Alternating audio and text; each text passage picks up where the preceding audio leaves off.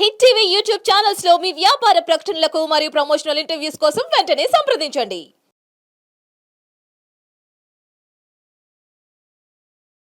ఎన్నో ఆధ్యాత్మిక కార్యక్రమాలు నిరంతరం మన ఛానల్లో ప్రసారం అవుతూనే ఉంటాయి. మీ అందరికీ సుపరిచితులు చాలా ఛానల్స్‌లో మనకి వస్తూనే ఉంటారు. మన ఛానల్లో కూడా కొంత బ్రేక్ వచ్చింది. ఇక నుంచి కంటిన్యూగా రాశి ఫలాల ద్వారా మనందరికీ పలకరిస్తూ ఉంటారు. మీకు ఎటువంటి డౌట్స్ ఉన్నా కూడా తప్పకుండా స్క్రీన్ మీద కనపడే నెంబర్‌కి కాల్ చేయండి. ప్రముఖ జ్యోతిష్య, వాస్తు, సంఖ్యాశాస్త్ర, ఆగమ శాస్త్ర, గణిత శాస్త్ర పండితులు నాయకంటి మల్లికార్జున శర్మ గారు. జూలై మాసానికి సంబంధించి మాస ఫలితాలు తెలుసుకుందాం. మేషరాశి మొదలు మీనరాశి వరకు వివిధ రాశుల వారికి ఏ విధంగా ఉంది గ్రహస్థితి, ఎలాంటి పరిహారాలు చేసుకోవాలి ఏమిటి అనేది చాలా చక్కగా వివరిస్తారు. ఏ వీడియో కూడా ఎక్కడా స్కిప్ చేయకుండా చూడండి. డౌట్స్ ఏమన్నా ఉంటే కామెంట్ బాక్స్లో తెలియచేయండి. గురువు గారిని కలవాలి అనుకుంటే స్క్రీన్ మీద కనపడే నెంబర్కి కాల్ చేయండి. నమస్కారం గురువుగారు. నమస్కారం అమ్మా. గురువుగారి తదుపరి రాశి ధనుస్సు రాశి. ధనుస్సు రాశి వారికి ఏ విధంగా ఉందండి జూలై మాసం చెప్పండి. తప్పకుండా అమ్మా. ఓం శ్రీ గురుభ్యో నమః. ధనస్సు రాశి వాళ్ళకి గ్రహస్థితులు, గ్రహ సంచార వీక్షణాన్ని మనం పరిశీలన చేసినట్లయితే ధనస్సు రాశి వాళ్ళకి తృతీయ స్థానంలో శని యొక్క సంచారం, చతుర్థంలో రాహు, పంచమ షష్ఠమాల్లో కుజుడి యొక్క సంచారం, అలానే షష్టమంలో గురువు, సప్తమ అష్టమాల్లో రవి యొక్క సంచారం, అలానే అష్టమ స్థానంలో బుధ శుక్రుల యొక్క సంచారం, అలానే బుధుడు కూడా మారిపోయి మళ్ళీ సింహరాశిలోకి రావడం జరుగుతుంది. ఏదైతే వాళ్ళకి నవమ స్థానంలో కూడా బుధుడి యొక్క సంచారం కూడా జరుగుతుంది. అయితే గ్రహస్థితి అన్నీ కూడా అనుకూలంగా ఏ విధంగా ఉండబోతుంది, అసలు ఎలాంటి పరిస్థితులు వాళ్ళు ఎదుర్కోబోతున్నారని చూస్తే ధనస్సు రాశి వాళ్ళకి పనిపై తక్కువగా ఆసక్తి కనపరచడం, అంటే ఏదన్నా పని చేయాలంటే తక్కువ ఆసక్తి కనపరచడం వల్ల ఏదైనా శ్రమకి తగ్గ ఫలితం వస్తుందంటే ఆదాయపరంగా జాగ్రత్త ఉండాలి.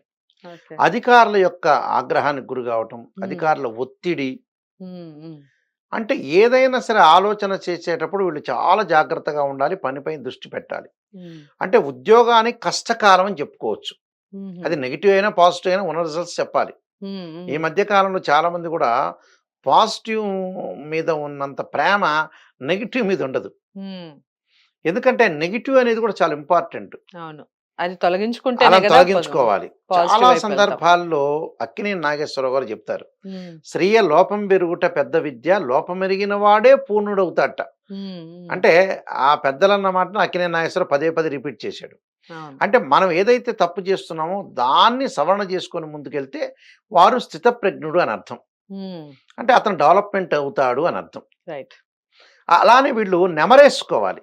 అంటే మనం ఎక్కడెక్కడ మిస్టేక్స్ చేసుకుంటామని ఆ నెమరేసుకొని మనం ముందుకు వెళ్తే సక్సెస్ అయ్యే అవకాశం ఉంటుంది. అంటే కొంత మంచి పద్ధతిలో జ్ఞానం అనేది వీళ్ళకి పెరుగుతుంది.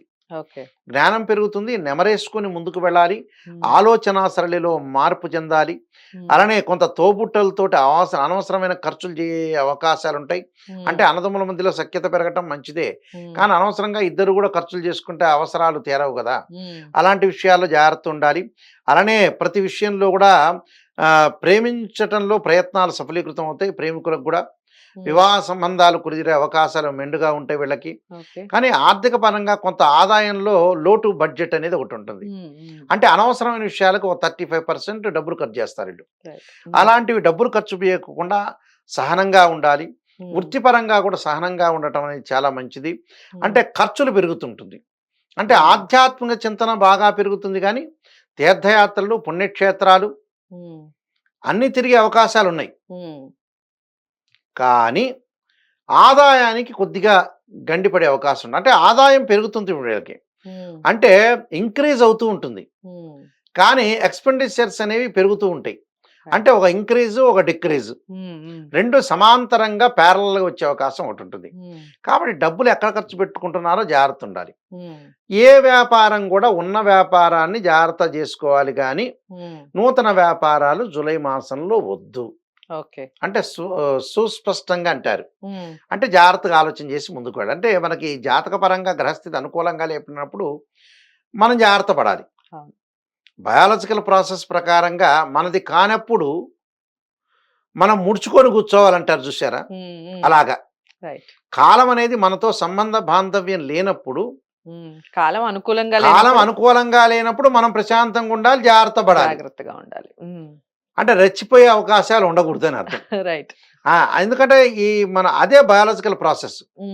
అందువల్ల జాగ్రత్త. ఇప్పుడు గ్రహస్థితి బాగాలేదు, గ్రహస్థితి బాగాలేనప్పుడు ఏంది, ధనుసు రాశి వాళ్ళకి ప్రస్తుతం జాగ్రత్త పడాలి. ఓకే. అంటే ఆదాయం వస్తుంది, కానీ ఆదాయానికి మించిన ఖర్చు పెట్టుకోకూడదు. ఓకే. అంటే అనవసరమైన, ఇప్పుడు ఒక పౌడర్ కంటే ఇంకో పౌడర్ ఫ్రీ అంటారు, ఆ రెండింటికి డబ్బులు వేస్తాడు.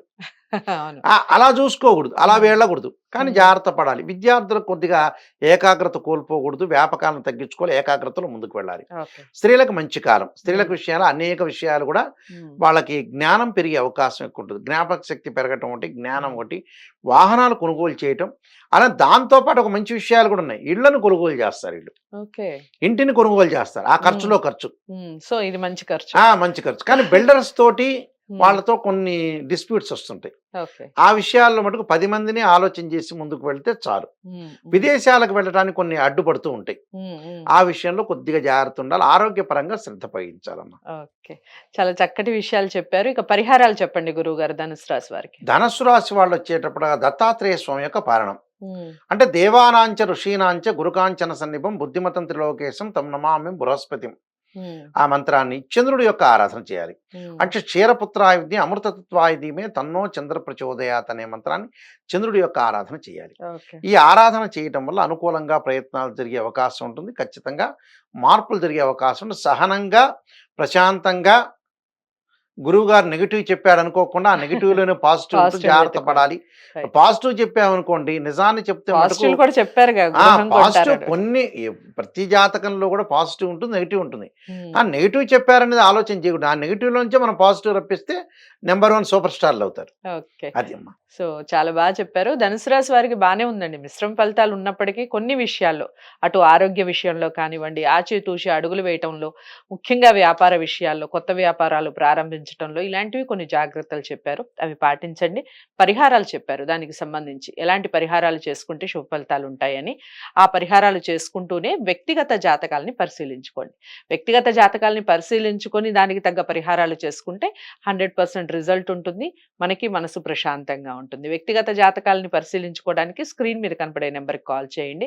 మల్లికార్జున శర్మ గారు మీకు అపాయింట్మెంట్ ఇవ్వడం జరుగుతుంది. మీ జాతకాలను పరిశీలించి మీకు తగ్గ పరిహారాలు కూడా చెప్పడం జరుగుతుంది. వీడియోని లైక్ చేసి షేర్ చేయండి. ఛానల్ని సబ్స్క్రైబ్ చేసుకోండి. తదుపరి రాశితో మళ్ళీ కలుస్తాను. నమస్తే.